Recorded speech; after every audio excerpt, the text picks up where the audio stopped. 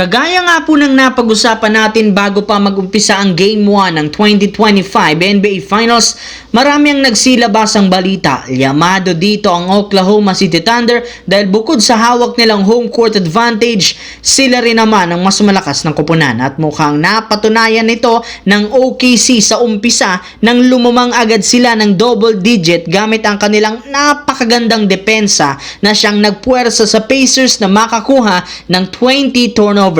Lumamang rin naman ang OKC ng 15 points sa fourth quarter. Ngunit lahat nga ng effort na sayang nang mag-choke sila. 111-110 nang gumawa ang Pacers ng scoring run sa huling segundo. Hindi nga nasabayan ng Thunder ang ginawang clutch shot dito ng mga players ng Pacers, lalo si Tyrese Haliburton na siyang gumawa ng game-winning jumper. Kaya mukhang tama ang sinabi noon ni LeBron James, hindi talaga dapat maliitin ngayon ang Indiana Pacers dahil isa itong matinik na team. May ilang mga nagsasabi ngayon kailangan nga ninyong harapin ang Pacers sa buong 48 minutes na laro. Bukod dyan sa pinakitang performance nila ng Indiana, post-season na ito, kailangan talaga ng Thunder na tambakan ito ng at least 30 points sa fourth quarter para maselyo at masigurado ang panalo. Samantala, napatunayan muli ngayong season ng Golden State Warriors na ang kanilang frontcourt pa rin ang pinakamahinang parte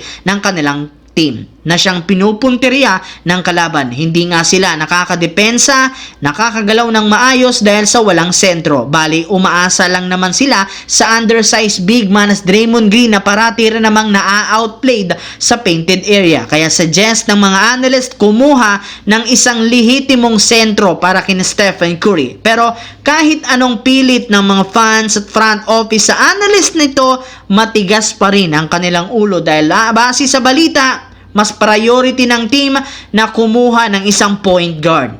Yes mga idol, ipinahiwatig ni Coach Steve Kerr na plano nilang kumuha ng isa pang gwardya na magagamit kapalitan o backup ni Stephen Curry sa tuwing hindi ito naglalaro. In fact, isa sa mga balak nilang gawin ay ang pagkuha muli sa dating player na si DeAnthony Melton. Sa kabilang banda naman, pagkatapos na sisantihin ng New York Knicks, si Coach Tom Thibodeau na kasalukuyan rin namang naghahanap ng bagong team at bagong ipapalit sa kanyang posisyon, pero maliban sa pagkuha ng bagong head coach, may ibang bagay na aayusin dito. Base nga sa balita ni Shams ng ESPN, plano ng Knicks kumuha ng bagong superstar para i-partner kay Jalen Brunson at isa sa mga target ay si Kevin Durant na kasalukuyang available sa trade market. Sinubukan na nga ng Knicks na kunin si Durant sa nagdaang trade deadline since maganda ang kanilang relasyon sa isa't isa. Kaya ngayon, naging available na naman ito. Siguradong hindi na nga ito palalampasin pa ng New York Knicks ang ganito kalaking oportunidad. Lalo pat napatunayan ng team na kailangan nila ng isa pang scoring superstar na makakatulong ni Jalen Brunson. Kaya expect na mag-o-offer muli ang Knicks ng trade package sa Phoenix Suns.